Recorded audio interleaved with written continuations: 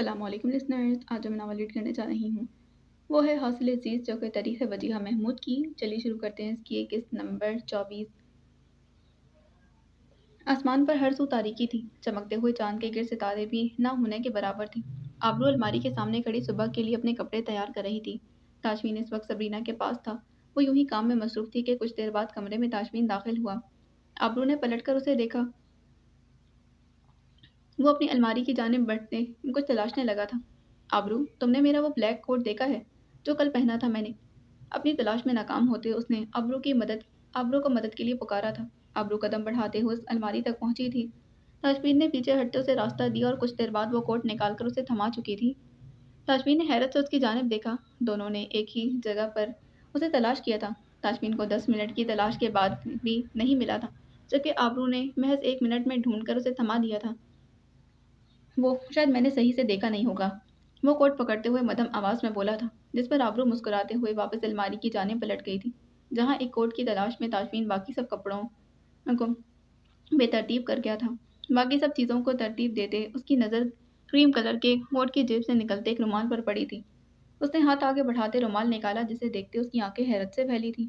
یہ رومال وہ اچھی طرح پہچانتی تھی۔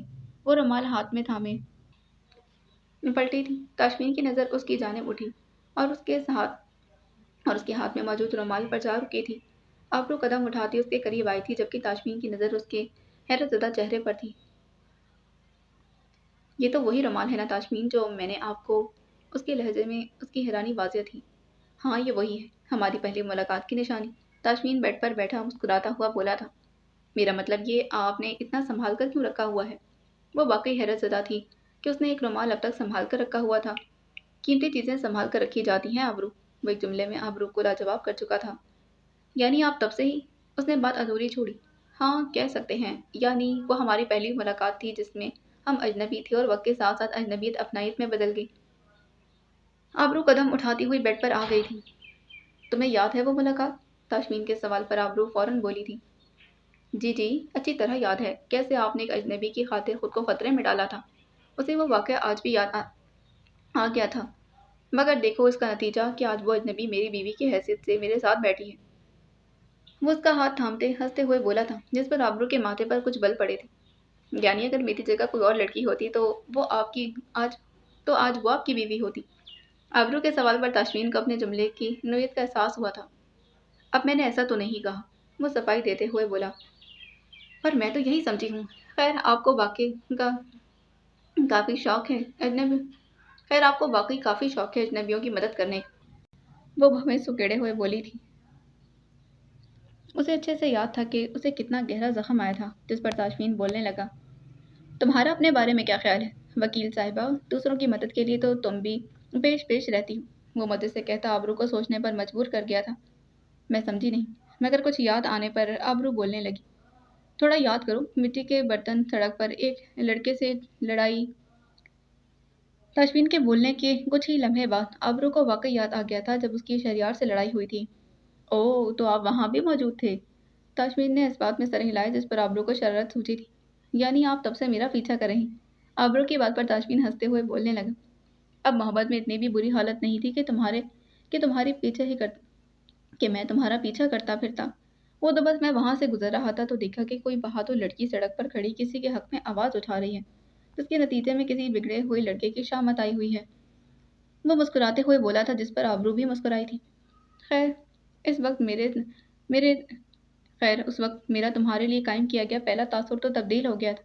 اس وقت تم ایک بہادر اور نڈر لڑکی کے طور پر مجھ پر اپنا تاثر چھوڑ چکی تھی۔ اور پہلا تاثر کیا تھا؟ آبرو نے فوراً سوال کیا، جس کا جواب دینے سے پہلے تاشفین اپنی جگہ سے اٹھ کھڑا ہوا اور اس کے کان کے قریب جھک کر جواب دیا تھا، ضدی لڑکی۔ یہ کہہ کر رکا نہیں، جبکہ پیچھے بیٹھی آبرو پہلے خفگی سے اسے زیادہ دیکھتی رہی اور پھر مسکراتے ہوئے سر جھٹکتے رومال اٹھاتے دوبارہ کام میں مصروف ہو گئی تھی۔ کچھ روز پہلے ہی بزنس کے سلسلے میں فیاض صاحب کو ملک سے باہر جانا پڑا تھا، اور پہلی بار ایسا ہوا تھا کہ غفار ان کے ساتھ نہیں تھا۔ فائقہ بیگم لاؤنج میں بیٹھی گہری سوچ میں گم تھی۔ ان کا دماغ آج کل بس ایک ہی بارے میں سوچتا رہتا تھا، نہ جانے کیوں، مگر غفار کے ساتھ ہوئے حادثے کے بعد اب انہیں ہر وقت ایک خوف لاحق رہتا کہ کہیں ان کے ساتھ بھی ایسا کچھ نہ ہو جائے۔ اپنے کیے گئے گناہ اب انہیں یاد آ رہے تھے، جن میں ان کا شریک جرم غفار تھا۔ صرف وہی جانتا تھا کہ شاہزین ان کی سگی اولاد نہیں ہے، वो बहुत अरसे तक उन्हें ब्लैक मेल करते उनसे भारी रकम निकलवाता रहा था, मगर पिछले चंद सालों से उसने उनसे पैसे मांगना छोड़ दिए थे। उन्हें बेख्तियार याद आने लगा कि कैसे उन्होंने गफ्फार के साथ मिलकर एक माँ की गोद उजाड़ कर अपनी ज़िंदगी आबाद की थी, और अब कुदरत ने उसके साथ भी वही बेरहम सलूक किया था जिसका शदीद जिसका शायद वो वाकई हकदार था, मगर उसके साथ तो वो भी इस जुर्म में उसके साथ बराबर शरीक थी। तो क्या वो उनके साथ भी कुछ ऐसा ही होने वाला था? क्या उनकी औलाद भी? इससे आगे वो सोच नहीं सकी थी।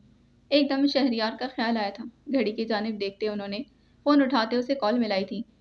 रात के 11 बज चुके थे और सुबह से फ़ायका की उससे कोई बात ना हुई थी। पहली बार कॉल करने पर उसने कॉल नहीं उठाई। फ़ायका बेगम ने दोबारा कॉल मिलाई। इस बार फ़ोन उठा लिया गया था। शहरयार बेटा, कहाँ हो तुम? दूसरी जानिब से बोले जाने वाले हेलो के जवाब में वो पूछने लगी थी। अच्छा, ओके। दूसरी जानिब से शहरयार का जवाब सुनते वो बोली और फ़ोन वापस सामने रख दिया था। वो शाहज़ैन के साथ था और वापसी का कोई वक्त मुकर्रर नहीं था। वो कदम उठाती हुई अपने कमरे की जानिब चल पड़ी थी। वो बेखबर थी कि जल्द एक हादसा उनकी ज़िंदगी को भी अपनी लपेट में लेने वाला है। सौल्या बेगम के कमरे से निकलते आबरू का रुख रुतबा के कमरे की जानिब था। वो कुछ दिन के लिए अपने घर आई थी, जबकि इसबा को यहाँ आए 1 हफ्ता हो गया था। आफाक के जाने के बाद वो 2 हफ्ते राबिया बेगम के पास ही रही थी और अब अपने मेके आई थी। वो कमरे में दाखिल हुई तो नज़र रुतबा पर पड़ी, जो बेड पर अकेली बैठी थी। इसबा कहाँ गई? वो कुछ देर पहले जब यहाँ उनके पास आई तो इसबा उदास चेहरा लिए रुतबा के पास बैठी थी। आफाक भाई का फ़ोन आया और मैडम 1 सेकंड ज़ाया किए बगैर वहाँ चली गई।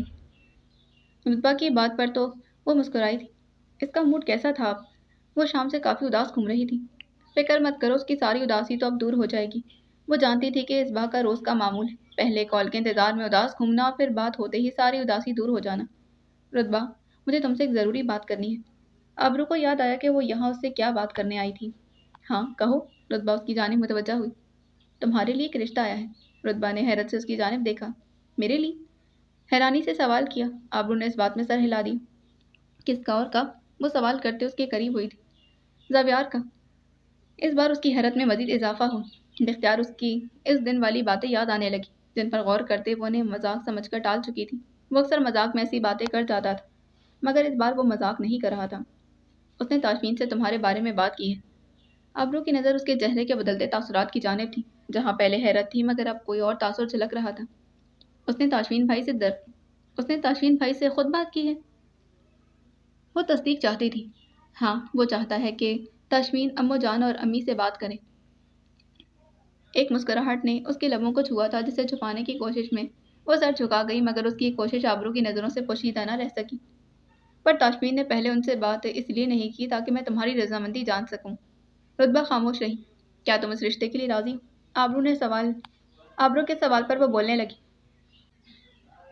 अगर तुम सबको कोई एतराज़ नहीं तो मैं भी राजी हूँ। मेरा मतलब कि फ़ैसला तो तुम और अम्मी करोगे, जो मुनासिब लगे। वो नज़रें मिलाए बगैर बात कर रही थी। यानी तुम्हें कोई एतराज़ नहीं? आबरू को अपने सवाल का जवाब मिल गया था, मगर अब वो रुतबा को तंग करने का इरादा रखती थी। अगर तुम सबको नहीं तो मुझे भी कोई एतराज़ नहीं। वो बात घुमाने में ही जवाब दे रही थी। हमारी बात मत करो, अपना बताओ। आबरू बजिद हुई। हाँ, मुझे भी कोई एतराज़ नहीं, उसने साफ जवाब दिया था। और अगर मैं कहूँ कि मुझे एतराज़ है तो फिर? रुतबा ने फ़ौरन उसकी जानिब देखा और तेज़ी से बोली। क्या एतराज़ है? मेरा मतलब कि बात अधूरी छोड़ी। बात मुकम्मल करो रुतबा। नहीं, कुछ नहीं, वो नफ़ी में सर हिलाते बोली। मैं तुम्हारी बहन हूँ रुतबा, जो कहना है खुलकर कहो। आबरू के दोबारा कहने पर बोल पड़ी। मेरा मतलब था कि तुम्हें एतराज़ रिश्ते से है या ज़ावियार? वो खामोश हो गई। ज़ावियार पर एतराज़ है मुझे। आबरू के जुमले पर फ़ौरन बोली। कैसा एतराज़? यही कि वो तो पहले ही मेरी बहन को अपने लिए कायल कर चुका है। रुतबा ने उसके होंठों पर आती मुस्कुराहट देखी, यहाँ तक कि उसने एक लम्हा सोचे बगैर फ़ौरन रिश्ते के लिए रजामंदी दे दी। रुतबा को अब अपनी गलती का एहसास हुआ था। वो भूल गई कि मुकाबिल आबरू है, जो छोटी छोटी चीज़ें भी नोट कर लेती है। उसकी बात पर रुतबा ने कुछ कहने के लिए लब खोले ही थे। तुम्हें वाकई कोई इतराज़ नहीं है ना आबरू? उसके सवाल पर वो मुस्कुराई थी। अरे बिल्कुल नहीं, मैं तो बस तुम्हारी मर्जी जानना चाहती थी, जो मुझे मिल गई। उसने मुस्कुरा कर जवाब दिया, जिस पर रुतबा के लब भी मुस्कुराहट में ढले थे। रात के 2 बज चुके थे और वो अपने कमरे में बेड पर लेटी थी, मगर नींद आंखों से कोसों दूर थी। नींद की गोलियां अब भी उन पर कोई असर नहीं करती थीं। वजह 6 सालों से उनका मुस्तकिल इस्तेमाल था। इस बड़े घर की मालिक आरामदेह बिस्तर पर लेटी वो अमीर औरत नींद जैसी नेमत से महरूम थी। तरह तरह की सोचें, खौफ उनका पीछा नहीं छोड़ते थे। وہ یوں ہی بستر پر لیٹی تھیں کہ ان کا ایک دم سے فون بجنے لگا۔ رات کے اس پہر کون فون کر سکتا تھا؟ ہاتھ آگے بڑھاتے ہوئے فون اٹھایا۔ وہ کوئی انجان نمبر تھا۔ اس سے پہلے کہ کال کٹ جاتی، فائقہ بیگم کال اٹینڈ کر چکی تھیں۔ ہیلو! اٹھ کر بیٹھتے انہوں نے فون کان سے لگا لیا۔ ایک اجنبی آواز کانوں سے ٹکرائی تھی۔ جی، میں فائقہ لاشاری بات کر رہی۔ وہ جو بھی تھا ان سے بات کرنا چاہتا تھا، مگر دوسری جانب سے بولی جانے والی اگلی بات پر انہیں حیرت کا ایک شدید جھٹکا لگا تھا۔ وہ لحاف ہٹاتے فوراً بیڈ سے اٹھی۔ کب؟ کیسے؟ کون سے ہاسپٹل میں؟ ان کی زبان لڑکھڑانے لگی تھی، الفاظ ساتھ چھوڑ چکے تھے۔ میں آ رہی ہوں۔ وہ اپنے حلیے کی پرواہ کیے بغیر باہر بھاگی تھی، تیزی سے ڈرائیور کے پاس پہنچی۔ بار بار اس شخص کے الفاظ کانوں میں گونجنے لگے۔ وہ حواس باختہ سی ہو گئی تھی، ان کے پاؤں تلے سے زمین نکل چکی تھی۔ ڈر اور خوف کے مارے ان کا جسم کانپنے لگا تھا۔ کچھ ہی دیر بعد وہ گاڑی میں بیٹھتے اسپتال جا رہی تھی۔ مکافات عمل کی چکی میں پسنے کی باری اب ان کی تھی۔ وہ ہسپتال کی راہداری میں کھڑی تھی، بے حال اور پریشان۔ شاہزین اور شہریار دونوں ہی اس وقت آپریشن تھیٹر میں تھے۔ تیز رفتاری کے باعث ان کی گاڑی ایک ٹرک سے بہت بری طرح ٹکرائی تھی، جس کے نتیجے میں وہ دونوں تشویشناک حالت میں ہسپتال لائے گئے تھے۔ گاڑی بھی بہت بری حالت میں پولیس کی تحویل میں تھی۔ وہ راہداری میں ادھر سے ادھر ٹہلتے بار بار فیاض کو فون ملا رہی تھی، جن کا نمبر بند آ رہا تھا۔ ان کے سیکرٹری کو بھی کال کر چکی تھی، مگر سگنلز کی کمی کے باعث وہ ان تک پیغام پہنچانے میں ناکام رہی تھی۔ وہ اس وقت خود کو شدید اکیلا محسوس کر رہی تھی۔ ابھی کچھ ہی دیر گزری کہ ڈاکٹر باہر آئے، اور جو خبر وہ فائقہ لاشاری کو دے رہے تھے، انہیں اپنے قدموں پر کھڑا ہونا اب دشوار لگنے لگا تھا۔ ان کے پیروں تلے سے زمین کھینچ لی گئی تھی۔ شہریار کی ریڑھ کی ہڈی شدید متاثر ہوئی تھی، جس کے باعث اس کا نچلا دھڑ مفلوج ہو چکا تھا، جبکہ دائیں بازو کی ہڈی پوری طرح ٹوٹ گئی تھی۔ دوسری جانب شاہزین کے سر پر گہری چوٹ آئی تھی۔ اس کی بائیں ٹانگ متاثر ہوئی تھی اور دونوں ہی 3 گھنٹے گزر جانے کے بعد بے ہوشی کی حالت میں تھے۔ یہ کیا ہو رہا ہے؟ یہ سب ایک دم ان کی اولاد کس حال میں آ گئی تھی؟ وہ روتے ہوئے بار بار اپنے چہرے پر ہاتھ پھیرتے خود کو تسلی دے رہی تھی، کیونکہ اس وقت ان کے پاس دلاسا دینے والا کوئی نہیں تھا۔ ان کا جسم اب بھی کپکپاہٹ کا شکار تھا۔ ابھی کچھ ہی دیر گزری کہ انہیں غفار اس جانب آتا دکھائی دیا۔ اسے دیکھتے ان کا دماغ فوراً انہیں احساس دلانے لگا کہ یہ سب قدرت کا انصاف ہے، ان کے اعمال کا نتیجہ، جو آج دوسروں کی اولاد ان سے چھین کر آج خود اپنی اولاد کے لیے تڑپ رہی تھی۔ اولاد کا غم کتنا کربناک ہوتا ہے وہ بخوبی محسوس کر سکتی تھی۔ مسلسل بے آواز رو رہی تھی۔ عمر بھر کی معذوری ان کی اولاد کا مقدر بن گئی تھی۔ کچھ دیر بعد ڈاکٹرز ایک اچھی خبر لیے باہر آئے تھے۔ ان دونوں کی حالت خطرے سے باہر تھی، مگر اگلے 24 گھنٹوں میں ان کا ہوش میں آنا بے حد ضروری تھا۔ فائقہ بیگم کے دل میں ہزاروں وسوسے پیدا ہونے لگے کہ اگر شہریار کو ہوش نہ آیا تو پھر وہ سوچ بھی نہ سکیں۔ آگے بڑھتے انہوں نے ڈاکٹر سے اجازت لی اور شہریار کے پاس چلی گئی تھی۔ اتنا سب کچھ ہو جانے کے باوجود بھی انہیں صرف اپنے بیٹے کی پرواہ تھی، کیونکہ اپنا خون تو اپنا ہی ہوتا ہے۔ جبکہ ان کا یہ عمل دیکھ کر غفار نے افسوس سے سر جھٹکا تھا۔ وہ چوٹ کھانے کے بعد بھی نہیں سنبھلی تھی۔ غفار ڈاکٹر سے شاہزین کے بارے میں پوچھتے قدم اٹھاتا اس شخص کی جانب چل پڑا تھا جس کا وہ مجرم تھا۔ وہ بستر پر لیٹے اس معذور انسان کو دیکھ رہی تھی جو ان کی واحد اور اکلوتی اولاد تھا۔ شہریار کو اس حالت میں دیکھتے ان کا دل خون کے آنسو رو رہا تھا۔ ان دونوں کو ہوش آ چکا تھا، مگر 2 دن گزر جانے کے باوجود حالت میں کوئی بہتری نہ آئی تھی۔ شہریار کا نچلا دھڑ تو مکمل مفلوج ہو چکا تھا، جبکہ باقی جسم میں بھی حرکت نہ ہونے کے برابر تھی۔ اسے جب بھی ہوش آتا تو وہ اپنی بے بسی پر رونے اور چیخنے لگتا تھا۔ اس کے آنسو فائقہ لاشاری کے دل پر گرتے تھے۔ رو رو کر ان کی آنکھیں سوج چکی تھیں۔ دوسری جانب ہوش میں آنے کے باوجود بھی شاہزین خنودگی کی حالت میں رہتا تھا۔ اس کے سر پر لگا زخم کافی گہرا تھا، مگر ڈاکٹرز کے مطابق اب پہلے سے کافی بہتر تھا، اسی لیے وہ کل سے ڈسچارج کرنے والے تھے۔ مگر شاہزین کے متعلق وہ فائقہ بیگم سے کوئی ضروری بات کرنا چاہتے تھے، اس کی ٹیسٹ کی رپورٹ کے بارے میں۔ مگر فائقہ بیگم کے لیے شاید اس وقت صرف ان کا بیٹا اہم تھا، اسی لیے وہ ڈاکٹرز سے بات کرنے نہیں گئی تھی۔ فیاض صاحب کو اطلاع دی جا چکی تھی، مگر موسم کی خرابی کے باعث ان کی فلائٹ کینسل ہو گئی تھی اور اب وہ 3 روز بعد ہی پاکستان پہنچ سکتے تھے۔ فائقہ لاشاری اتنی آزمائش کے باوجود بھی ناانصافی کرنے سے باز نہیں آئی تھی۔ ان دنوں میں وہ صرف 2 سے 3 بار کچھ دیر کے لیے شاہزین کے پاس گئی تھی، باقی کا سارا وقت وہ شہریار کے پاس ٹھہرتی تھی۔ چاہے وہ ان کی سگی اولاد نہ تھا، مگر پیدائش سے لے کر اب تک انہوں نے ہی اسے پالا تھا، تو کیا ممتا کا احساس بھی نہیں تھا؟ اس کی جانب انہیں نہیں کھینچتا تھا؟ شاہزین کے پاس اس دن سے غفار موجود تھا، جو شاید اپنے گناہوں کا ازالہ کرنے کا آغاز کر چکا تھا۔ وہ گاڑی سے اترتے چل قدموں سے اندر داخل ہوں۔ آج اس حادثے کو پورے 5 روز گزر چکے تھے۔ انہیں معلوم ہوا تھا کہ اس وقت گاڑی شہریار نہیں بلکہ شاہزین چلا رہا تھا۔ وہ شدید غصے کی کیفیت میں اندر جا رہی تھی۔ ان کا بیٹا آج صرف شاہزین کی وجہ سے اس حال میں پہنچا تھا۔ خود وہ ٹھیک ہو کر گھر آ گیا تھا، مگر ان کا بیٹا تو عمر بھر کے لیے معذور ہو گیا تھا۔ सिर्फ उसकी वजह से वो उनके बेटे का मुजरिम था, उसकी इस हालत का जिम्मेदार था। वो अंदर दाखिल हुई तो वो उन्हें लाउंज में बैठा नजर आया था। उसे देखते उन्हें शहरियार की अजियतनाक हालत याद आई थी, जिसका जिम्मेदार सामने बैठा वो शख्स था जिससे उनका कोई रिश्ता नहीं था। हाँ, उनका इससे कोई रिश्ता नहीं था, जबकि दूसरी जानिब शाहजैन कदम उठाता उनकी जानिब आया था। उसके माथे पर अब भी पट्टी मौजूद थी, जबकि टांग का जख्म अब बेहतर था। मॉम, शहरियार अब कैसा है? वो अस्पताल से डिस्चार्ज होने के बाद उससे मिलने गया था, मगर वो इस वक्त होश में नहीं था और उस दिन से वो घर पर ही मौजूद था। टांग पर बंधी पट्टी भी आज सुबह ही उतरी थी। फायका लाशारी सपाट चेहरा लिए उसे देखती रही। उन्हें इस चेहरे में सिर्फ अपने बेटे का मुजरिम दिखाई दे रहा था, जबकि वो भूल गई थी कि सामने खड़ा शाहजैन चाहे उनका खून नहीं था, मगर उसे हासिल करके ही तो उनकी ज़िंदगी में बाहर आई थी। वो उनका मुजरिम नहीं था, बल्कि वो खुद उसकी मुजरिम थी। उसे उसके असल ख़ानदान से दूर रखने का जुर्म उन्होंने ही किया था। उन्हें खामोश देखते शाहजैन ने उनके कंधों पर हाथ रखा। मॉम, शहरियार ठीक है ना? उसके लहजे में अपने भाई के लिए फिक्र थी, जो इस वक्त फायका लाशारी महसूस करने से कासिर थी। वो भूल बैठी कि वो एक हादसा था, इसमें किसी का कसूर नहीं था। दिमाग भी चलती सोचों के साथ उन्हें शहरियार की हालत याद आई थी, तैश जिस पर आंखों में तैश लिए उन्होंने अपने कंधे पर रखे शाहजैन के हाथ झटके थे। शाहजैन उनकी इस हरकत पर हैरान हुआ था।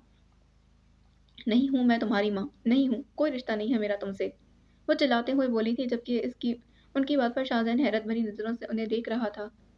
आप क्या कह रही हैं मॉम? मैं शहरियार? नाम मत लो मेरे बेटे का अपनी गंदी जुबान से। तुम मुजरिम हो मेरे बेटे के। उसकी इस हालत के जिम्मेदार सिर्फ तुम हो। उसकी बात अधूरी रह गई क्योंकि फायका लशारी उसकी बात काटते चिल्लाते उसका गिरेबान पकड़ चुकी थी। घर में मुलाजिमीन भी शोर सुनकर लाउंज में आ गए थे। मैं जानता हूँ कि मुझसे गलती हुई है, मगर मैंने जानबूझकर नहीं किया। मैं तो खुद फायका बेगम की हर हरकत उसे हैरत में मुब्तला कर रही थी। उसकी माँ उसका गिरेबान पकड़े खड़ी थी। सब तुम्हारा ही कसूर है, सिर्फ तुम्हारा, बल्कि वो पागल हो चुकी थी। तुम्हारा नहीं कसूर तो मेरा है, जो तुम जैसे आस्तीन के सांप को पाला, इतना बड़ा किया कि वो मेरी ही औलाद को खा गया। वो अपने हवास खो बैठी थी। ये आप क्या कह रही हैं मॉम? शाहजैन को समझ नहीं आ रहा था कि ये क्या हो रहा है। उसका गिरेबान अब भी फायका के हाथ में था। तुम्हें समझ नहीं आ रहा कि? मत कहो मुझे मॉम। नहीं हूं मैं तुम्हारी मॉम, बल्कि तुम्हारा इस घर से और किसी भी फर्द से कोई रिश्ता नहीं, वो जानी अंदाज में चिल्लाई थी। आसपास बाकी लोगों की मौजूदगी को वो फरामोश कर चुकी थी। एक कातिल से हमारा कोई रिश्ता नहीं हो सकता, वो बोलते उसका गिरेबान छोड़ते पीछे हुई थी। वो चीख चीख कर थक चुकी थी। मैं कातिल नहीं हूँ मॉम, शाहजैन की आवाज़ पर दोबारा उसके करीब आई थी। हो तुम कातिल, अपने बाप के कातिल। ये इंकशाफ शाहजैन समेत बाकी सबको भी हैरान कर गया था। मुलाजिम फायका लाशारी की हालत देखकर हैरत ज़दा थे। अरे, जिसने अपने बाप तक को ना छोड़ा, उसके सामने मेरा बेटा क्या मायने रखता है? वो आज हर उस रात से खुद ही पर्दा उठा रही थी, जिनको छुपाने की खातिर वो अपनी सारी उम्र गुजारती आई थी। बस कर दे मॉम, मैंने डैड। शाहजैन की आवाज़ में इस बार गुस्सा शामिल था, मगर उसकी बात मुकम्मल होने से पहले फायका लशारी बोल उठी थी। जिसको तुम डैड कह रहे हो उससे तुम्हारा कोई रिश्ता नहीं। वो तुम्हारा नहीं, सिर्फ शहरियार का बाप है। तुमसे तुम्हारा हमसे तुम्हारा कोई रिश्ता नहीं। वो दोबारा चिल्लाने लगी थी। तुम सिर्फ मेरे बेटे के ही मुजरिम नहीं, बल्कि अपने सगे बाप के कातिल हो, कातिल। वो बाबाज़े बुलंद चिल्लाई थी। आज से 7 साल कबल तुमने जिस शख्स को अपनी गाड़ी से कुचला था ना, वो था तुम्हारा बाप। शाहजैन को दचका लगा था। एक लम्हे की देरी थी, उसे सब कुछ याद आ चुका था। आप झूठ बोल रही हैं मॉम, इस बार शाहजैन चिल्लाया था। ऐसा कैसे हो सकता था कि वो शख्स उसका बाप कैसे हो सकता था? मेरा बेटा इस हाल में ना होता। शाहजैन को एकदम से गुजरे माह में फायका का बदला हुआ रवैया याद आया था। तुम जैसे इंसान को इतने साल पालने की सजा मिली है मुझे। शाहजैन को अब वहां खड़ा होना दुश्वार लगने लगा था। वो कदम उठाता तेजी से अपने कमरे की जानिब बढ़ने लगा था। इस सच को छुपाने की सजा मेरा बेटा भुगत रहा। फायका मुसलसल बोल रही थी। उसने कमरे में जाते अपना मोबाइल टेबल पर रखा और दराज से गाड़ी की चाबी निकाले तेज तेज कदम उठाता कमरे से बाहर निकल गया था, जबकि उसका मोबाइल वहीं टेबल पर पड़ा रहा। लाउंज से गुजरते उसे वहां फायका लशारी दिखाई नहीं दी थी। शायद सारा जहर उगलकर वो अब अपने कमरे में चली गई थी। उनकी बातें याद आते उसके कदमों में तेजी आ गई थी और वो अपनी गाड़ी की जानिब बढ़ गया था। सड़क पर दौड़ती गाड़ी में मौजूद शख्स आज वाकई जिंदगी से हारा हुआ शख्स लग रहा था। अपनी हकीकत से नाआशना, सब हासिल करके भी खाली हाथ। वो कोई और नहीं, शाहजैन लाशारी था। माथे पर बंधी पट्टी के साथ वो गाड़ी चला रहा था। कानों में फायका लशारी की बातें गूंज रही थी।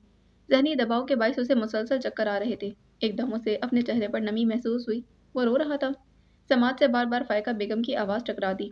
جیسے وہ اب بھی اس کے سامنے کھڑی اس پر اس کی حقیقت اشکار کر رہی۔ اسے ایک ایک لمحہ یاد آنے لگا کہ کیسے وہ اس میں اور شہریار میں فرق کرنے لگی تھی۔ تو کیا وہ سچ کہہ رہی تھی؟ دماغ بار بار اس گزرے واقعے کی یاد دلاتا جو اس بات کا ثبوت تھے کہ وہ بدلا ہوا رویہ، ان دونوں کے درمیان فرق، یہ سب اسی کی وجہ سے تھا۔ وہ شاذین ان کا خون نہیں تھا۔ اسے سب یاد آ رہا تھا کہ کیسے وہ اسے بخار میں چھوڑ کر بھی شہریار کے پاس گئی تھی۔ ہر بار اسے فوقیت دینا معمولی بات نہیں تھی۔ اگلے ہی لمحے اسے خیال آیا کہ اگر واقعی وہ سچ کہہ رہی تھی تو کیا وہ اپنے باپ کا قاتل ہے؟ ایکسیڈنٹ کا منظر آنکھوں کے سامنے آنے لگا تھا۔ ایک بار پھر اس نے پلٹ کر اس شخص کو ایک بار بھی اس نے پلٹ کر اس شخص کو نہیں دیکھا تھا۔ اس کے بارے میں کیسی کیسی باتیں کی تھیں۔ اسے بے اختیار چکر آنے لگے تھے۔ سامنے کا منظر دھندلانے لگا۔ اس کا ذہن معاف ہو رہا تھا۔ اسے سمجھ نہیں آ رہی تھی کہ آخر اس کے ساتھ یہ کیا ہوا ہے۔ اس نے کبھی سوچا نہیں تھا کہ اس پر ایسی بھی کوئی حقیقت آشکار ہو سکتی ہے۔ اپنی ساری زندگی وہ اپنی حقیقت سے ناآشنا رہا۔ ایک دھوکے اور فریب کی زندگی گزارتا رہا۔ جس کو وہ ماں کہتا وہ اس کی ماں نہیں تھی، جس کو باپ کہتا وہ اس کا باپ نہیں۔ پر آخر اس کے ساتھ ہی ایسا کیوں ہوا تھا؟ وہ آج خالی ہاتھ تھا، اپنے ہی باپ کا قاتل۔ سامنے کا منظر دھندلانے پر گاڑی بے قابو ہوئی تھی اور زور سے ایک درخت سے کار ٹکرا گئی تھی، مگر وہ نقصان سے محفوظ رہا تھا۔ اس نے ایک نظر آس پاس ڈالی، نہ جانے وہ سوچوں میں گم کہاں آ پہنچا تھا۔ گاڑی کو دوبارہ سٹارٹ کرنے کی کوشش کی جس میں وہ ناکام ٹھہرا تھا۔ اکتاہٹ کا شکار ہوتے لڑکھڑاتے قدموں سے باہر آیا تھا۔ درخت سے ٹکرانے کے بعد گاڑی کا کافی نقصان ہوا تھا اور اب گاڑی دوبارہ سٹارٹ نہیں ہو پا رہی تھی۔ وہ واپس اندر جاتے اپنا موبائل تلاشنے لگا، مگر اس کوشش میں وہ ناکام ٹھہرا تھا، کیونکہ اپنا موبائل تو وہ گھر پر ہی چھوڑ آیا تھا۔ واپس باہر آتے آس پاس دیکھنے لگا کہ یہ ایک سنسان سڑک تھی۔ کچھ دیر وہ کھڑا کسی اور گاڑی کا انتظار کرتا رہا، مگر جب اگلے 10 منٹ وہاں سے کوئی گاڑی نہ گزری تو مجبوراً قدم اٹھاتا ایک جانب چلنے لگا تھا۔ چال میں لڑکڑاہٹ تھی جبکہ سر مسلسل گھوم رہا تھا۔ دماغ میں ایک بار پھر فائقہ لاشاری کی باتیں، ماضی کے منظر گھومنے لگے تھے۔ اس کا چیخ چیخ کر رونے کو دل چاہ رہا تھا۔ تقریباً 20 منٹ بعد وہ ایک آبادی کے نزدیک پہنچا تھا۔ وہ کافی پسماندہ علاقہ تھا۔ کچھ قدم مزید بڑھائے تو اسے مکینک کی ایک دکان نظر آ گئی تھی جو سڑک کی دوسری جانب تھی۔ وہ اس جانب بڑھنے لگا تھا۔ اس کا سر مسلسل گھوم رہا تھا۔ عین سڑک کے بیچوں بیچ پہنچتے وہ اپنا توازن سنبھال نہیں سکا اور دائیں جانب سے آتی گاڑی سے ٹکرا گیا تھا۔ اس کا سر زور سے زمین پر لگا تھا۔ سفید پٹی سرخ ہونے لگی اور ایک ٹانگ سے بھی خون بہنے لگا تھا۔ لوگ بھاگتے اس کے قریب آئے تھے۔ وہ بند ہوتی آنکھوں سے ان لوگوں کو دیکھ رہا تھا جو تیزی سے اس کی جانب بڑھ رہے تھے۔ آنکھوں کے سامنے حیات صاحب کے ایکسیڈنٹ کا منظر لہرایا تھا، پھر فائقہ لاشاری سے ہوئی آخری ملاقات کا منظر لہرایا تھا۔ کچھ ہی لمحے بعد اس کی آنکھیں مکمل طور پر بند ہو گئی تھیں۔ لوگ اس کے کپڑے کھنگالتے اس کا پتہ معلوم کرنے کی کوشش کر رہے تھے، مگر وہ اپنے ساتھ اپنی پہچان کا کوئی سامان نہیں لایا تھا۔ اتنے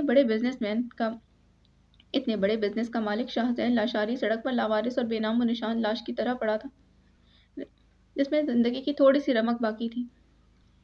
یہی انسان کی زندگی کی حقیقت ہے۔ عروج ہمیشہ زوال کو اپنے ساتھ لاتا ہے، اور عروج میں اپنے خدا کو بھول کر اپنا اصل بھول جانے والوں کا زوال شاہزین لاشاری جیسا ہوتا ہے۔ وہ فون ہاتھ میں لیے اپنے باغیچے کے سامنے بیٹھی تھی۔ رات کا یہ پہر پہلے بھی آفاق کے نام ہوتا تھا اور اب بھی اس کی موجودگی یا غیر موجودگی اس کے لیے مقرر کردہ وقت کو تبدیل نہیں کر پائی تھی، مگر ان 2 ماہ میں اس کی بہت سی عادتیں بدل گئی تھیں۔ ہنسنے مسکرانے کی جو عادت اسے آفاق کی ہمراہی میں ملی تھی وہ اسے دور جانے پر بہت کم ہو گئی تھی۔ اب پھر چھوٹی چھوٹی باتوں پر اس کی آنکھیں بھیگ جایا کرتی تھیں۔ شام میں چائے پینا بھی وہ چھوڑ چکی تھی اور وجہ اس شخص کی غیر موجودگی تھی جس کا ساتھ ہی اس ایک کپ چائے کو ذائقے دار اور لذیذ بنا دیا کرتا تھا۔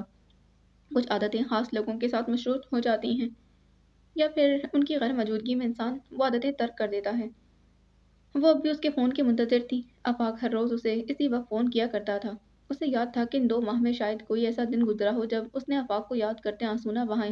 وہ بہت کم عرصہ میں اس کے لیے بہت زیادہ اہم ہو چکا تھا۔ وہ اس کا ہمسفر تھا، اس کا شوہر، اس کی زندگی میں خوشیوں کا سبب، اس کی مسکراہٹ کی وجہ سب سے بڑھ کر اس کا محافظ۔ یہ 2 ماہ اس کے لیے کافی مشکل تھے اور اب بالآخر یہ دشوار وقت ختم ہونے جا رہا تھا۔ وہ انہی خیالوں میں گم تھی کہ اس کا فون بجنے لگا۔ سامنے جگمگاتا نام دیکھ کر اس کے لبوں کو ایک خوبصورت مسکراہٹ نے چھوا تھا۔ کال اٹینڈ کرتے اس نے فون کان سے لگا لیا تھا۔ معمول کی کچھ باتیں کرتے صبح کو ایک دم سے وہ بات یاد آئی تھی جو آج اسے آفاق سے پوچھنی تھی۔ آپ 20 تاریخ سے پہلے آ جائیں گے نا آفاق؟ اس کی آواز میں موجود بے چینی آفاق محسوس کر سکتا تھا، مگر وہ یہ بھی جانتا تھا کہ ایک مخصوص تاریخ کے بارے میں پوچھنے کی کیا وجہ ہے۔ اس مہینے کی 18 کو سے پورے 2 ماہ مکمل ہو جانے تھے۔ نہیں، 20 سے پہلے تو ممکن نہیں ہو پائے گا۔ असबा को एकदम मायूसी ने आन घेरा था। क्यों, आपको गए 2 माह तो पहले ही पूरे हो जाएंगे? उसके बोलने पर आफाक मुस्कुराया था। हाँ, मगर शायद कुछ दिन और लग जाए। वो जानता था कि 20 तारीख को असबा की सालगिरह है। शादी के बाद पहली सालगिरह, मगर वो अनजान बनते उसे तंग कर रहा था। वैसे 20 तारीख को कुछ खास है क्या? उसकी बात पर असबा ने गुस्से से फोन की स्क्रीन की जानिब देखा, जैसे आफाक उसकी घूरती नजरें महसूस करते अपना बयान बदल देगा। कुछ खास नहीं है, मैं बस वैसे ही पूछ रही थी। गुस्से पर काबू पाते वो बोली थी। वो जानती थी कि फोन के इस पार बैठा आफाक भी मजबूर है। अच्छा ये बताओ कि कितनी पेंटिंग्स बना ली तुमने? वो मौजू बदलने की कोशिश कर रहा था। एक भी नहीं। असबा की आवाज में छाई उदासी वो महसूस कर सकता था। पर क्यों? मेरा दिल नहीं चाहता, वो रुंधी आवाज में बोली थी। अब आप वापस आ जाएं आफाक, बहुत हो गया, अब मजीद देर मत कीजिएगा। वो रोने लगी थी।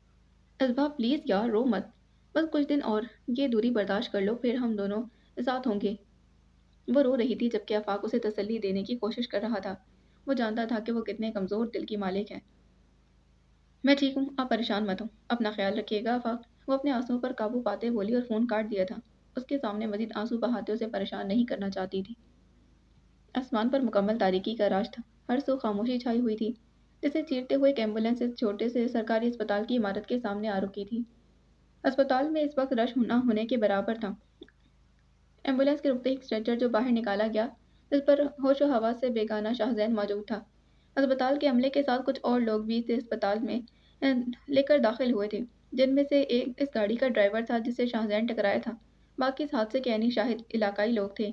वो शाहजैन को सबसे करीबी अस्पताल में लाए थे। शाहजैन के सर पर बंधी पट्टी सुर्ख हो चुकी थी, जबकि बाजू और टांग से भी खून तेजी से बह रहा था। इसका एक के बाद दूसरा एक्सीडेंट हुआ था और हालत बहुत गैर हो चुकी थी। फौरन इमरजेंसी में ले जाया गया था, जबकि वो लोग बाहर राहदारी में खड़े थे। शदीद तलाश के बावजूद भी उन्हें शाहजैन के पास उसकी शनाख्त का कोई निशान न मिला था।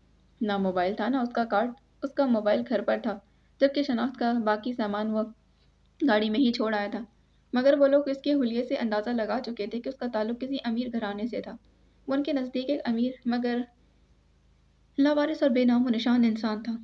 कुछ देर बाद डॉक्टर्स बाहर आए थे। शाहजैन की हालत खतरे से बाहर थी, मगर सर का जख्म गहरा होने के सबब वो अब तक बेहोश था। अस्पताल का बिल इस शख्स ने अदा किया था जिसकी गाड़ी उस हादसे का सबब बनी थी। तकरीबन 2 घंटे बाद उसे होश आ चुका था, जिस पर डॉक्टर्स उसे इमरजेंसी से वार्ड में मुंतकिल कर चुके थे। होश में आने के बावजूद भी उसने अपने आसपास मौजूद चीज़ों और इंसानों को देखते कोई रद्दअमल जाहिर नहीं किया।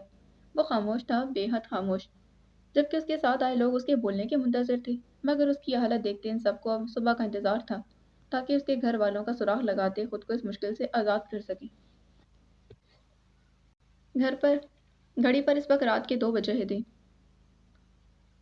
वो आज फिर ताजबीन की मुंतज़िर थी। वो 3 घंटे पहले कॉल करके उसे इत्तला दे चुका था कि वो आज लेट हो जाएगा। वो कमरे में बैठी बार बार घड़ी की जानिब देखती कि एकदम गाड़ी का हॉर्न उसकी समाज से टकराया था। वो कमरे से निकलते लाउंज में आई थी। सामने ही ताजबीन उसे अंदर आता दिखाई दिया था। ताजबीन ने नज़रें उठाते उसकी जानिब देखा। वो उसके इंतज़ार में अब तक जाग रही थी। आबरू कदम बढ़ाती आगे आई, जबकि ताशमीन उसे सलाम करते सोफे पर बैठ गया था। थकावट उसके चेहरे से वाजिया थी। आबरू को कुछ उदास भी लग रहा था। वो आंखें मूंदे गर्दन सोफे की पुछ से लगाए बैठा था। आबरू ने आगे बढ़ते टेबल पर पड़ा हुआ उसका कोट उठाया था। ताशमीन ने आंखें खोलते उसकी जानिब देखा। सॉरी यार, आज फिर मैं बहुत लेट हो गया, तुम्हें मेरी वजह से इंतज़ार करना पड़ा। मैंने आपसे कितनी बार कहा है कि सॉरी मत कहा करें। मैं समझती हूँ कि आपके काम की नोयत ही ऐसी है, देर सवेर हो जाती है। वो मुस्कुराया था। कैसा रहा आपका दिन? आबरू के सवाल पर उसकी मुस्कुराहट कुछ सिमट गई थी। बस ठीक था। उसके लहजे से वाज़ेह था कि कोई ऐसी बात है जो उसे छुपा रहा था। क्या हुआ ताशमीन, सब ठीक है ना? आबरू उसके पास आ बैठी थी। उसने रुख उसकी जानिब मोड़ते बात का आगाज़ किया था। वो सर्जरी थी ना, जिसका मैंने कॉल पर जिक्र किया था, वो कामयाब ना हो सकी। यह जुमला काफ़ी था। आबरू उसकी कैफियत समझ गई थी। शादी के बाद वो जब भी उसे परेशान दिखाई देता तो वजह अक्सर ऐसा कोई मरीज होता जिसकी जान बचाने के में वो कामयाब नहीं हो पाता था। एक इंसानी जान के ज़िया फौरन भूल जाना उसके लिए मुमकिन नहीं था। आबरू ने अपना हाथ आगे बढ़ाते उसका हाथ थामा था। आपने मरीज को बचाने के लिए अपनी पूरी कोशिश की थी ना? ताजबीन ने इस बात में सर हिला दिया था। तो बस फिर आप परेशान मत हो, आपने अपना फ़र्ज़ और जिम्मेदारी पूरी कर दी है। इसका अजर आपको अल्लाह ज़रूर देगा। ताजबीन उसकी आंखों में देखता उसकी बातें सुन रहा था। कहना आसान है, मगर समझना बहुत मुश्किल है। اسی میں اللہ کی رضا تھی۔ بہت سی چیزیں ہمارے اختیار میں نہیں ہوتی، ہم لاکھ چاہنے کے باوجود بھی کچھ نہیں کر پاتے، اور زندگی اور موت کا اختیار تو اللہ نے اپنے ہاتھ میں رکھا ہے۔ جتنا ہم سے ہو سکے اتنی کوشش کر سکتے ہیں، اور آخر میں دعا کے علاوہ ہم انسانوں کے پاس اور کوئی راستہ نہیں ہوتا۔ وہ ہر بار اسے ایسے ہی تسلی دیتی تھی۔ تاشفین نے مسکراتے اس کے ہاتھ پر اپنا ہاتھ رکھا کہ ایک دم آبرو کو اس کے جسم کی حدت محسوس ہوئی۔ آپ کو تو بخار ہے تاشفین؟ وہ ہاتھ اس کے ماتھے پر رکھ چکی تھی۔ نہیں بخار نہیں، بس تھوڑا سا سر میں درد ہے۔ اس کی بات سنتے آبرو اپنی جگہ سے اٹھ کھڑی ہوئی۔ چلیں آپ کمرے میں جائیں، فریش ہوں، میں آپ کے لیے چائے بنا کر لاتی ہوں، پھر آپ میڈیسن لے کر آرام کیجیے گا۔ وہ جانتی تھی کہ آج رات کا کھانا وہ اسپتال میں ہی کھا چکا ہے۔ آبرو کہہ کر رکی نہیں، جبکہ تاشفین ایک آسودہ مسکراہٹ ہونٹوں پر سجائے کمرے میں چلا گیا تھا۔ وہ ڈاکٹر تھا، مگر اپنے لیے کسی ڈاکٹر کی ضرورت ہمیشہ محسوس ہوتی، اور یہ کمی تو اب آبرو پوری کرتی تھی۔ فجر کی اذان کے بعد آسمان پر چھائی تاریکی دور ہونے لگی تھی۔ روشنی کی ننھی ننھی کرنیں آسمان کو روشن کرنے لگی تھی۔ ہر سو اجالا ہونے لگا تھا، مگر کچھ لوگوں کی زندگی میں اندھیرا ہمیشہ کے لیے اپنے پنجے گاڑ چکا تھا۔ وہ شہریار کے بیڈ کے پاس سے رکھے صوفے پر بیٹھی تھی، نظریں ہوش اور حواس سے بیگانہ شہریار پر تھیں۔ کچھ دیر پہلے شدید تکلیف میں ہونے کے باعث بے ہوشی کا انجیکشن دیا گیا تھا۔ وہ جب بھی ہوش میں آتا تو تکلیف اور بے بسی کے مارے چیخنے چلانے لگتا تھا۔ اس کی حالت دیکھتے فائقہ بیگم کا دل خون کے آنسو روتا۔ اپنی اولاد کو تکلیف میں دیکھنا اس قدر کربناک ہوتا ہے، انہیں اندازہ نہیں تھا۔ شاہزین کے جانے کے بعد وہ کچھ دیر خود کو نارمل کرتے واپس شہریار کے پاس آ گئی تھی، اور رات سے اب تک وہ یہیں موجود تھیں۔ انہیں اپنے کیے پر کوئی افسوس نہیں تھا، بلکہ شہریار کی حالت دیکھ کر انہیں اپنا عمل بالکل درست لگتا تھا۔ وہ اسی قابل تھا کہ اسے حقیقت کا آئینہ دکھایا جاتا۔ انہیں افسوس تھا کہ تو ایک ہی بات کا، وہ یہ قدم اٹھانے میں بہت دیر کر چکی تھی۔ شہریار کی بگڑتی حالت دیکھتے انہیں بار بار شاہزین پر غصہ آتا تھا۔ انہیں ایک بار بھی خیال نہیں آیا کہ وہ کہاں ہوگا، کس حال میں ہوگا۔ انہیں تکلیف یاد تھی تو صرف اپنی اولاد کی۔ وہ بھول گئیں کہ وہ بھی تو زخمی تھا۔ جسمانی زخم تو اسے اس حادثے نے دیے تھے، جبکہ فائقہ بیگم تو اس کی روح کو زخمی کر چکی تھی۔ اتنے سال اسے اولاد کی طرح پالنے کے باوجود بھی ان کا اپنا خون اس ممتا کے جذبے پر بھاری تھا جو انہیں شاہزین کے لیے محسوس ہونا چاہیے تھا۔ وہ یوں ہی نم آنکھوں سے شہریار کی جانب دیکھتے کہ انہیں ایک شناسا آواز سنائی دی۔ کچھ لمحے بعد کمرے کا دروازہ کھلا تھا۔ فائقہ بیگم نے اس جانب دیکھا۔ آنے والا کوئی اور نہیں بلکہ فیاض لاشاری تھی۔ سبرینا صالح بیگم کے گھر آئی تھی۔ اس روز رتبہ کی جانب سے رشتے کے لیے رضامندی آبرو تاشفین کو دے چکی تھی، جس پر تاشفین نے سبرینا سے بات کی تھی، اور آج باقاعدہ طور پر صالح بیگم سے بات کرنے آئی تھی۔ انہیں رتبہ اور زاویار کے رشتے پر کوئی اعتراض نہ تھا، اور ویسے بھی وہ اولاد کی وسن کو ترجیح دینے والی عورتوں میں سے تھیں۔ سامنے پڑے چائے کا کپ اٹھاتے انہوں نے صالح بیگم کو مخاطب کیا تھا۔ تم نے رتبہ کے بارے میں کیا سوچا ہے صالحہ؟ رتبہ 2 دن پہلے ہی اپنا آخری پیپر دے کر فارغ ہوئی تھی۔ کس بارے میں؟ آبرو نے اس متعلق ان سے کوئی بات نہیں کی تھی، کیونکہ وہ چاہتی تھیں کہ پہلے سبرینا کی رضامندی جانی جائے۔ اس کی شادی کے بارے میں کوئی رشتہ ہے تمہاری نظر میں؟ اپنا مطالبہ رکھنے سے پہلے ان کے خیالات جاننا چاہتی تھی۔ اب تو ماشاءاللہ اس کی تعلیم مکمل ہو گئی۔ انہوں نے کب واپس ٹیبل پر رکھا تھا۔ نہیں سبرینا، ابھی تو میں نے اس بارے میں کچھ نہیں سوچا۔ میں چاہتی ہوں کہ اس کے فرض سے بھی جلد از جلد سبکدوش ہو جاؤں، مگر میری نظروں میں کوئی مناسب رشتہ نہیں۔ صالح بیگم نے اپنی بات مختصراً ان کے گوش کہہ دی تھی۔ کہو تو میں تمہیں ایک مناسب رشتہ بتاؤں؟ سبرینا نے گہری سانس لیتے کچھ توقف کے بعد کہا۔ ہاں ضرور، صالح بیگم ان کی جانب متوجہ ہوں۔ صالحہ، میں رتبہ کو اپنے زاویار کی دلہن بنانا چاہتی ہوں۔ سبرینا لہجے میں نرمی کا تاثر لیے بولی، جس پر کچھ لمحے ان کے درمیان خاموشی چھا گئی۔ ایک جانب صالح بیگم ان کی بات پر حیران تھی تو دوسری جانب سبرینا ان کے جواب کی منتظر۔ اس رشتے میں صرف میری ہی نہیں بلکہ زاویار کی بھی رضامندی شامل۔ وہ ان کی خاموشی کی وجہ بھانپنے کی کوشش کر رہی تھی، جس پر انہیں صالح بیگم کی آنکھوں میں نمی نظر آئی تھی۔ ہمیں شادی کی کوئی جلدی نہیں، بس منگنی کی ایک چھوٹی سی رسم ہوگی، پھر جب مناسب وقت آئے گا ہم دونوں کی شادی طے کر دیں گے۔ پر اس سب کے لیے تمہاری رضامندی اہم ہے۔ اگر تمہارا دل مطمئن ہے تبھی بات آگے بڑھے گی۔ صالح بیگم کی آنسوں سے آنسو ان کے رخسار پر آ کر گرے تھے۔ یوں اتنے عرصے بعد اپنی دوست سے ملنا ایک غیر معمولی بات تھی، اور پھر یوں اس کے آنے سے زندگی کی پریشانیوں کا حل ہو جانا کسی معجزے سے کم نہیں تھا۔ کیا کوئی پریشانی ہے صالح؟ وہ ان کے آنسو دیکھتی ہوئی بولی تھی۔ صالح بیگم نے نفی میں سر ہلایا۔ تو پھر یہ آنسو کیسے؟ یہ خوشی کے آنسو ہیں سبرینا۔ میں اس وقت ایک خوشگوار حیرت میں مبتلا ہوں کہ اللہ نے تمہاری صورت میں میرے لیے ایک فرشتہ دنیا میں بھیجا ہے جو میری ہر مشکل کو آسان بنا دیتا ہے۔ وہ سبرینا کے ہاتھ پر ہاتھ رکھے بول رہی تھی۔ میں تمہاری کتنی مشکور ہوں یہ میں الفاظ میں بیان نہیں کر سکتی۔ تم نے آبرو کی طرح میری رتبہ کے لیے بھی سوچا۔ लहजे में शुक्र गुजारी थी। ऐसे मत कहो सौल्या, तुम्हारी बेटियां ही इतनी अच्छी हैं और सुलझी हुई। एक ने आकर मेरा घर जन्नत बना दिया और दूसरी उसे मजीद संवारेगी। सौल्या बेगम के होठों पर मध्यम मुस्कुराहट उभरी थी और इस लम्हे इन दोनों ने महसूस किया कि उनके दरमियान बरसों पुरानी दोस्ती का रिश्ता आज और मजबूत हो गया। सड़क पर दौड़ती गाड़ी में फयाज लाशारी के हमरा फायका लाशारी बैठी थी। दोपहर के 12 बज चुके थे। सारा वक्त शहरियार के पास रुकते। अब वो घर जा रहे थे। फयाज साहब के सरार पर फायका बेगम भी उनके साथ घर जा रही थी। फयाज साहब ने फायका लाशारी की जानिब देखा जो संजीदा चेहरा लिए बैठी थी। रो रो कर सूजी आंखें, वीरान चेहरा, वो बेहद परेशान थी। फयाज साहब ने आगे बढ़ते उनका हाथ थामा था। परेशान मत हो फायका, मैं आ गया हूं ना। देखना बहुत जल्द सब ठीक हो जाएगा। मेरी बात हुई थी डॉक्टर से, अगर वो शहरियार के लिए कुछ नहीं कर पाए तो हम उसे इलाज के लिए बाहर ले जाएंगे। वो बिल्कुल ठीक हो जाएगा। वो ने तसल्ली देते बोले, जिस पर फायका बेगम खामोशी से उन्हें देखती रही थी। कुछ देर बाद वो घर पहुंच गए थे। लाउंज में कदम रखते ही फायका बेगम फौरन अपने कमरे की जानिब चली गई थी, जबकि फयाज साहब फोन लगाए किसी से बात करने में मसरूफ थे। कॉल खत्म होते ही उन्होंने सामने खड़े मुलाजिम को आवाज देते पास बुलाया था। शाहजैन कहाँ है? उसके पास आते ही फयाज साहब ने सवाल किया, जिस पर मुलाजिम ने कोई जवाब नहीं दिया। अपने कमरे में है। एक और सवाल। इस बार मुलाजिम ने जवाब देना जरूरी समझा। नहीं साहब। तो फिर वो बाहर गया हुआ है। हैरान हुए, अपनी सेहत की उसे जरा परवाह नहीं थी। जी वो दरअसल वो मुलाजिम के लहजे में लड़खड़ाहट वाज़ेह थी, जबकि फयाज लाशारी की सवालिया नज़रों पर वो बोलने लगा।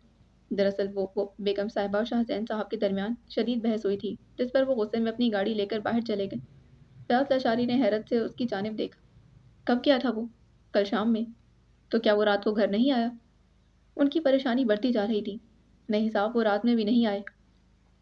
उसकी बात सुनते फयाज साहब ने फौरन फ़ोन निकालते शाहजैन को कॉल मिलाई थी। बेल जा रही थी मगर दूसरी जानिब से वो फ़ोन नहीं उठा रहा था।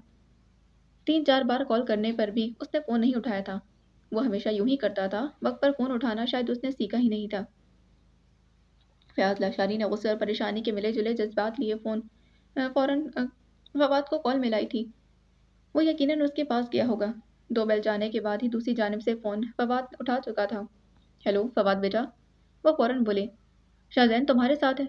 उसके कुछ कहने से उसके कुछ कहने से पहले ही वो दूसरा सवाल कर चुके थे। नहीं अंकल, वो मेरे साथ नहीं है। मगर क्या हुआ? सब खैरियत है ना?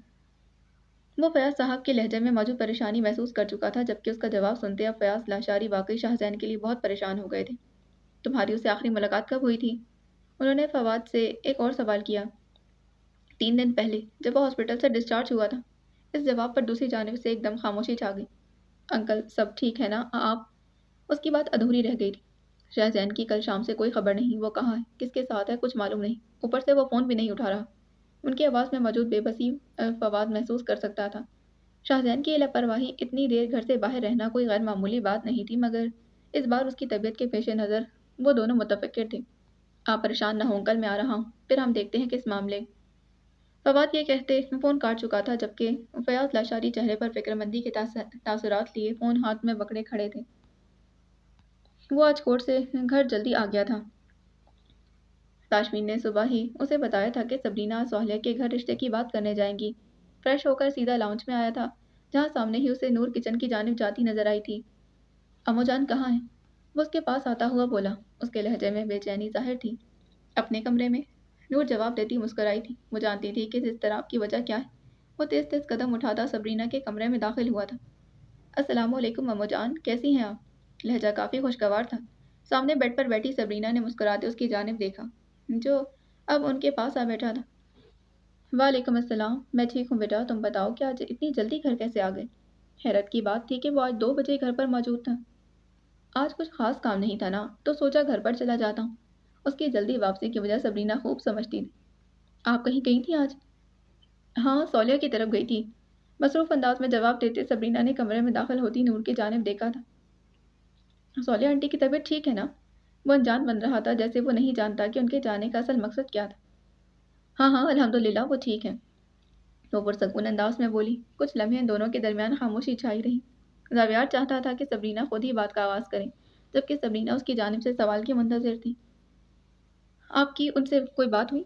बिलाखिर ज़ावियार ने ही बात का आगाज़ किया था। इसके लिए मज़ीद इंतज़ार करना मुश्किल था। कैसी बात? सबरीना के अनजान बनने पर नूर ने बामुश्किल मुस्कुराहट छुपाई थी। भाई ने आपको कुछ नहीं बताया क्या? ओह हाँ, याद आया, मैंने सोहेल से बात की थी। उनकी बात पर ज़ावियार को कुछ इत्मीनान हुआ था।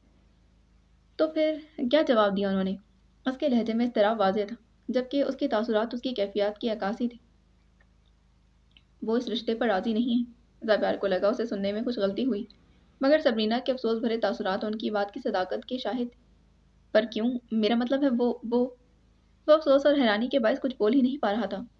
बेटा, वो लड़की की माँ है, उसके पास एतराज़ के लिए बहुत सी वजूहात हो सकती हैं। सबरीना ने उसे समझाना चाहा था। नूर सबरीना की अदाकारी और ज़ावियार के तासुरात देखती महज़ूज़ होती रही। मगर फिर भी अम्मूजान, आप इनसे पूछती ना कि इनकार की क्या वजह है? ज़ावियार को यकीन ही नहीं आ रहा था कि सोहेल रिश्ते से इनकार कर चुकी। ज़ावियार, बात समझने की कोशिश करो बेटा। मैंने रिश्ता मांगा, उन्होंने इनकार कर दिया, बात ख़त्म। मज़ीद तफ़सीलात में पढ़ने से तो मामला ख़राब हो जाएगा। सबरीना की अदाकारी से नूर वाक़ई मुतासिर हुई थी। मगर फिर भी अम्मूजान, कोई तो वजह होगी। वो बेहद परेशान दिखाई दे रहा था। दरअसल उन्हें रुतबा के लिए एक सुलझे हुए और अच्छे लड़के की तलाश है और तुम उस पर पूरा नहीं उतरते, सो उन्होंने इनकार कर दिया। इस बार बोलने वाली नूर थी। ज़ावियार ने नूर को घूरते सबरीना को मुखातिब किया था। अम्मूजान, आप बताएं ना कि मुझे उन्हें क्या इतराज़ है? कुछ तो बताया होगा ना आंटी ने। वो नूर की बात को नज़रअंदाज करते बोला। वो बहुत संजीदा था। सबरीना को अब उस पर तरस आ रहा था। इतने बेचैन क्यों हो रहे हो तुम?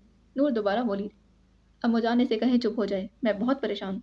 सबरीना ने उसे सबरीना ने उसे मज़ीद तंग करने का इरादा तह कर दिया था और फिर आगे बढ़ते उसका हाथ थामा था।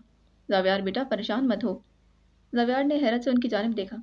सोहेल को तुम्हारे और रिश्ते सोहेल को तुम्हारे और रुतबा के रिश्ते पर कोई एतराज़ नहीं। वह मुस्कुराते हुए बोली थी। तो फिर ये सब? मैं मजाक कर रही थी बेटा। मुझे अंदाज़ा नहीं था कि मेरा बेटा इस कदर परेशान हो जाएगा। सबरीना मुस्कुराते हुए बोली थी। ज़ावियार को अब तक उनकी बातों पर यकीन नहीं आ रहा था। आप सच कह रही हैं ना? हाँ बेटा, वो राज़ी हैं। कुछ दिनों में तुम्हारी और रितबा की मंगनी की रस्म करने का इरादा है हमारा। ये सब तो बस। उनकी नज़र नूर की जानिब उठी थी। मुझे अंदाज़ा ही नहीं था कि ये सब इसका प्लान होगा। तुम्हें तो मैं बाद में देखता हूँ नूर। उसकी बात के जवाब में नूर उसे मुंह चढ़ाते हुए बोली थी। आपने देखा मुजान, ये किस कदर बेचैन हो गया था। कितनी जल्दी है इसे शादी की। उसे चिढ़ा रही थी। इनकार की खबर सुनते हवाइयाँ उड़ गई थी मोहतरम के चेहरे से। नूर को आज सही मौका मिला था उसे तंग करने का। ज़ावियार बाद में उसे हिसाब बराबर करने का इरादा करते सबरीना की जानिब पलटा था। थैंक यू सो मच अम्मू जान, आप बहुत अच्छी हैं। वो उनका हाथ चूमता बोला, जिस पर सबरीना ने मुस्कुराते हुए उसका माथा चूमा था। फयाज साहब तेज तेज कदम उठाते हुए फ़ायका बेगम के कमरे में दाखिल हुए। शाहजैन कहाँ है फ़ायका? वो सामने बेड पर ही बैठी थी। मुझे नहीं मालूम, मुख्तसर जवाब देते वो खामोश हो गई। तुम्हारी उससे किस बात पर बहस हुई थी? क्या कहा था तुमने उसे? उनके लहजे में सख्ती थी। फ़ायका बेगम को उनके पहले सवाल पर ही अंदाज़ा हो गया कि उन्हें शाहजैन की गैर मौजूदगी के बारे में इल्म हो चुका है। शहरयार की हालत देखने के बाद भी आप मुझसे पूछ रहे हैं कि मैंने उसे क्या कहा था? वो अपनी जगह छोड़ते हुए उठ खड़ी हुई थी। मगर इसमें शाहजैन का क्या कसूर है फ़ायका? उन्हें मालूम था कि हादसे के वक्त गाड़ी शाहजैन चला रहा था। वही मुजरिम है मेरे बेटे का, उसे इस हाल में पहुंचाने वाला। वो चिल्लाई थी। क्या हो गया है तुम्हें फ़ायका? वो बस एक हादसा था। उन्हें फ़ायका लाचारी पर गुस्से के साथ साथ तरस भी आ रहा था। हादसा नहीं था, ये सब उसने जानबूझकर किया है। वो दोबारा बोली थी, जिस पर फयाज लाचारी को उनकी जहनी हालत पर शक हुआ था। वो कैसी बातें कर रही थी? वो भी हमारा बेटा है फ़ायका। तुम एक बेटे की खातिर दूसरे बेटे को यूं? नहीं है वो हमारा बेटा, नहीं है। वो हिज़ानी अंदाज में चिल्लाई थी। फयाज साहब को यकीन हो गया था कि वो अपने हवासों में नहीं। तुम बिल्कुल पागल हो गई हो फ़ायका। वह अफसोस से गर्दन हिलाते हुए कमरे से बाहर निकल गए। कुछ देर बाद फवाद उनके साथ मौजूद था। मोबाइल की लोकेशन ट्रेस करते उनकी हैरत में इजाफा हुआ था। मोबाइल की लोकेशन मुसलसल घर की ही आ रही थी और कुछ देर की तलाश के बाद वो मोबाइल उन्हें शाहजैन के कमरे में मिल चुका था। अब परेशानी में मजीद इजाफा हो गया था। शाहजैन की गाड़ी की लोकेशन मालूम होने में अभी कुछ वक्त बाकी था। तकरीबन 2 घंटे बाद पुलिस की मदद से वो गाड़ी तक पहुंच चुके थे। गाड़ी की हालत देखकर वो कुछ पुरसकून हुए, क्योंकि दरख्त से टकराने के बावजूद इसका कोई खास नुकसान नहीं हुआ था। मगर सवाल अब भी वही था कि अगर गाड़ी यहाँ है तो शाहजैन कहाँ था? वो आज अस्पताल से घर जल्दी आ गया था और इत्तेफाकन आज भी 4 बजे तक घर पहुंच ही गई थी। इन दोनों की वापसी पर ज़ावियार मिठाई लिए उनका मुंतज़िर था। आज वो बेहद खुश था। उसकी हर हरकत से खुशी वाज़ेह झलक रही थी। सोलह बेगम सबरीना के जाने के फ़ौरन बाद ही आबरू को कॉल करके इत्तला दे चुकी थी, जबकि ताशमीन को यह खबर घर पहुंचते ज़ावियार की तरफ से मिली थी। ताशमीन अपने कमरे में फ़ोन कान से लगाए खड़ा था कि आबरू कमरे में दाखिल हुई। एक नज़र ताशमीन को देखते बेड पर बिखरा सामान समेटने लगी। मैं कुछ देर में आपको कंफर्म करता हूँ। ताशमीन ये कहते कॉल काटने लगा। किसकी कॉल थी? आबरू ने मसरूफ अंदाज में फाइल टेबल पर रखते बेड पर अपना पर्स उठा लिया था। हॉस्पिटल से। सब खैरियत है? आबरू ने ताशमीन के संजीदा तासुरात देखते सवाल किया। हाँ, सब खैरियत है। दरअसल हॉस्पिटल वाले मुझे कल होने वाले एक सेमिनार के लिए इस्लामाबाद भेजना चाह रहे हैं, हॉस्पिटल की नुमाइंदगी के लिए। ताशमीन वजाहत देते बेड पर आ बैठा था। कल? आबरू को उसके साथ आबरू उसके साथ आ बैठी थी। ताशमीन ने इस बात में सर हिला दिया। 2 दिन के लिए जाना है। कल सुबह की पहली फ्लाइट से जाना होगा और परसों शाम में वापसी। मैं कंफ्यूज हूँ कि जाना चाहिए या नहीं। उसने अपनी परेशानी आबरू के सामने रखी। मेरा ख्याल है कि आपको ज़रूर जाना चाहिए। क्या पता ये मौका दोबारा मिले ना मिले, और वैसे भी सिर्फ 2 दिन की बात है। आबरू ने अपनी राय पेश की थी। चलो ठीक है, पर मैं उन्हें कह देता हूँ कि मेरी एक शर्त।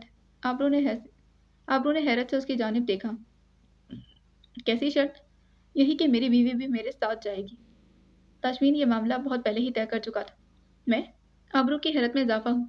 जाहिर है आबरू, अब मेरी एक ही बीवी है तो। उसने जुमला अधूरा छोड़ा।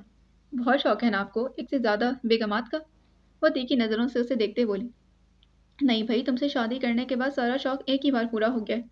वो हंसते हुए बोला था, जिस पर आबरू से घूरते हुए बेड से उठ खड़ी हुई। चलोगी ना मेरे साथ? ताशमीन ने सवाल करते उसका हाथ थामा था। थोड़ा मुश्किल हो जाएगा, आबरू ने जवाब देते ताशमीन के बदलते तासुरात देखे थे। मगर कोई बात नहीं, मैं भी बात करती हूँ। 2 दिन की छुट्टी तो मिल ही जाएगी। वो सामने बैठे शख्स के लिए इतना तो कर ही सकती थी। उसकी बात पर ताशमीन मुस्कुराया था। पर मैं एक स... पर मेरा एक सवाल है। काम तो 1 दिन का है, तो फिर छुट्टी 2 दिन की क्यों? वो सवालिया नज़रों से उसे देखते बोली। पहला दिन तो मसरूफियत में गुजर जाएगा, और दूसरे दिन मैं अपनी बीवी के साथ इस्लामाबाद घूमूंगा। ताशमीन ने वजाहत दी थी। यानी आप सब कुछ पहले से तय कर चुके थे? आबरू के सवाल पर वो मुस्कुराया था। कह सकते हैं। वो अस्पताल वालों से पहले ही बात कर चुका था, बस आबरू से बात करना बाकी था। फिर ठीक है, जब बाकी सब आप पहले तय कर चुके हैं तो अब पैकिंग और बाकी तैयारी भी आप अकेले ही करेंगे। वो चेहरे पर गुस्से के मसनूई तासुरात सजाते बोली और कमरे से चली गई थी, जबकि पीछे बैठे ताशमीन ने हंसते हुए मोबाइल उठाया था। उसका इरादा पहले अस्पताल कॉल करते उन्हें कंफर्म करने का था। गाड़ी के आसपास के इलाके में मौजूद तमाम जगहों पर शाहजैन को ढूंढा जा चुका था। बिलाखिर रात में वो अस्पताल तक पहुंच गए थे जहां शाहजैन मौजूद था। अस्पताल में आते उन्हें वहां 2 नामालूम लाशों और 3 नामालूम मरीजों की इत्तला मिली थी। लाशों के बारे में सोचते हुए भी फयाज साहब को अपनी रूह फना होती महसूस हो रही थी। इसलिए फयाज साहब का इरादा पहले मरीजों को देखने का था। मगर जब 2 मरीजों को देखने के बाद वो मायूस ठहरे तो इनका दिल तेज तेज धड़कने लगा था कि अगर तीसरा मरीज भी शाहजैन ना हुआ तो फिर क्या होगा। इस वार्ड में दाखिल होते हुए उनकी धड़कन बहुत तेज थी, जबकि चेहरा इज़्तिराब और परेशानी के मारे जर्द हो रहा था। इस सारी सूरत हाल में फवाद उनके साथ साथ था। कुछ फासले से ही उन्हें एक बेड पर लेटा शाहजैन नजर आ गया था। वो तेज तेज कदम उठाते उसकी जानिब बढ़े थे। उसे देखते फयाज लाशारी को अपने दिल में सुकून उतरता महसूस हुआ था। उसके पास पहुंचते उन्होंने दोनों हाथों में उसका चेहरा थामा था। शाहजैन बेटा। होठों से बेख्तियार उसका नाम निकला था। चेहरे पर किसी का लम्स महसूस करते शाहजैन ने आंखें खोली थी और नीम व आंखों से फयाज साहब की जानिब देखा। शनासाई की किरण फयाज साहब ने उसकी आंखों में वाज़ेह महसूस की थी, जबकि पास खड़ा अस्पताल का अमला अंदाज़ा कर चुका था कि यही लोग इस मरीज़ के वारिस हैं। शाहजैन को इस वक्त भी ड्रिप लगी हुई थी। उसकी हालत पहले से कुछ बेहतर थी, मगर दोबारा अपनी आंखें मूंद चुका था। फयाज साहब ने झुककर उसका माथा चूमा। उनका बेटा सही सलामत उनकी आंखों के सामने था। कुछ लम्हे उसके पास रुकने के बाद फयाज लाशारी ने फवाद को मुखातिब किया। फवाद, तुम यहीं रुको शाहजैन के पास, मैं डॉक्टर से बात करके आता हूँ। उनकी बात पर फवाद ने इस बात में सर हिला दिया था, जबकि फयाज साहब कदम उठाते हुए बाहर की जानिब बढ़ गए। वो आज बहुत खुश थी। आसपास मौजूद हर शय उसे बेहद खूबसूरत लग रही थी। सुबह से होठों पर एक मुस्कुराहट छाई हुई थी, और इन सब कैफियत की वजह सबरीना का उनके घर आना और सालिया बेगम से बात करना था। वो शख्स जो उसे एक वक्त में इंतहाई नापसंद था, जिससे हुई पहली मुलाकात वो उसके दांत तोड़ देना चाहती थी, आज वो उसके लिए इतना खास हो गया था कि उसके साथ ज़िंदगी गुजारने का ख्याल ही उसके लिए बेहद खुशगवार था। वो यूं ही मुस्कुराते अपने कमरे में दाखिल होते बेड पर जा बैठी थी। साइड टेबल पर पड़ा फ़ोन बजने लगा था। हाथ बढ़ाते फ़ोन उठाया कि नज़र स्क्रीन पर जगमगाते नाम पर पड़ी थी। मुस्कुराहट मजीद गहरी हुई। फ़ोन करने वाला शख्स वही था जो इस वक्त उसकी सोचों का महवर था। अस्सलाम वालेकुम। कॉल उठाते फ़ोन कान से लगा लिया था। वालेकुम अस्सलाम, कैसी हैं आप मोहतरमा? दूसरी जानिब से ज़ावियार की ताज़ा दम आवाज़ उसके कानों से टकराई थी। रुतबा के दिमाग में फ़ौरन एक ख्याल नमूदार हुआ। आप कौन बात करें? वो लहजा संजीदा किए बोली थी। अरे वाह! रिश्ता तय होते ही कोई पहचान तक भूल गया है। मुकाबिल भी जावियार था। एक्सक्यूज़ मी मिस्टर, कौन हैं आप? अपना तारुफ करवाएँ। रतबा हर मुमकिन हद तक खुद को संजीदा रखने की कोशिश कर रही थी।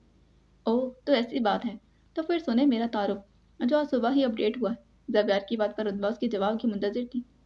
मैं एडवोकेट ज़ावियार आफरीदी हूँ, डॉक्टर रुतबा सिद्दीकी का होने वाला मंगेतर, और फिर कुछ अरसे बाद होने वाला शौहर, और फिर बस बस इतना तारुफ काफ़ी है। रुतबा उसकी बात काटते बोली, जिस पर दूसरी जानिब मौजूद ज़ावियार मुस्कुरा दिया था। क्यों फ़ोन किया है? कोई अहम बात है क्या? कॉल करने की कोई ख़ास वजह? वो एक ही साथ 3 मुख्तलिफ सवाल दाग़ चुकी थी, जिन सब का मफ़हूम एक ही था। क्या अभी मुझे आपको फ़ोन करने के लिए कोई ख़ास वजह दरकार है? ज़ावियार के जवाब ने उसे लाजवाब किया था। कुछ लम्हे की खामोशी के बाद इन दोनों के दर कुछ लम्हे की खामोशी इन दोनों के दरमियान हाइल हुई थी। खैर, मैंने तो बस ये बताने के लिए फ़ोन किया था कि मैंने कहा था ना कि लड़की राज़ी है। वो अपनी बात उसे याद दिलाता बोला, जो शायद वो भूल नहीं थी। रतबा मुस्कुराते बोली थी, हाँ याद है। हाँ याद है, तुमने भी ये कहा था कि तुम्हें अपनी मोहब्बत पर पूरा यकीन है। बेख्तियार ही उसके होंठों से अदा ये जुमला सुनते ज़ावियार के होंठ मुस्कुराहट में ढले थे। अरे वाह, आपको तो मेरी सारी बातें बहुत अच्छी तरह याद है। रतबा अपनी बेख्तियारी पर पछताई थी। पर मेरा एक सवाल है। पूछिए जनाब, आज आपके हर सवाल का जवाब देने को ज़ावियार अफरीदी तैयार है। खुशी उसके लहजे से झलक रही थी। तुम्हें मुझसे मोहब्बत कब हुई थी? बिना तमीज़ बांधे उसने दिल में पैदा होता वह सवाल सामने रखा था। जब तुम तकलीफ में थी और तुम्हें इस हाल में देखना मेरी बर्दाश्त से बाहर था, तो मुझे एहसास हुआ कि ये जज्बा मेरे लिए सिर्फ दोस्त की हैसियत नहीं रखता, बल्कि ये तो। वो रुका। रुतबा तेज धड़कते दिल के साथ उसकी बात सुन रही थी। मोहब्बत है। मोहब्बत है जो जाने अनजाने में मुझसे हो गई है। बार बार तुमसे मुलाकात की ख्वाहिश दिल में पैदा होना, एक मुलाकात का बहुत देर तक दिल और दिमाग पर छाए रहना, सब चीज़ों का इशारा एक ही जानिब था। वो अपने दिल में उसके लिए मौजूद कैफियत से आगाह कर रहा था। और फिर आहिस्ता आहिस्ता मुझे एहसास हुआ कि ये एहसास सिर्फ मेरा ही नहीं, बल्कि दूसरी जानिब भी कुछ। जी नहीं, ऐसी कोई बात नहीं। रुतबा उसकी बात काटते बोली, पर मेरे पास तो इसका सबूत भी है। ज़ावियार फौरन बोला, कैसा सबूत? भाभी से हुई बात। कोई इस रिश्ते का पहले से ही मुंतज़िर था। रुतबा को एकदम आबरू से हुई अपनी बातें याद आई थी। उसे अंदाज़ा नहीं था कि उसने ज़ावियार से इस बारे में कोई बात की होगी। क्या एक सबूत काफ़ी है या और? मैं बाद में बात करूँगी, अल्लाह हाफ़िज़। ये कहते वो फ़ोन काट चुकी थी, जबकि ज़ावियार जानता था कि इस वक़्त उसके चेहरे के तासुरात क्या होंगे। बाकी अगली किस्त में जाने से पहले चैनल को सब्सक्राइब करें, वीडियो को लाइक करें, बेल आइकन को प्रेस करना हरगिज़ ना भूलें। मिलते हैं इसके अगले एपिसोड में। अल्लाह हाफ़िज़।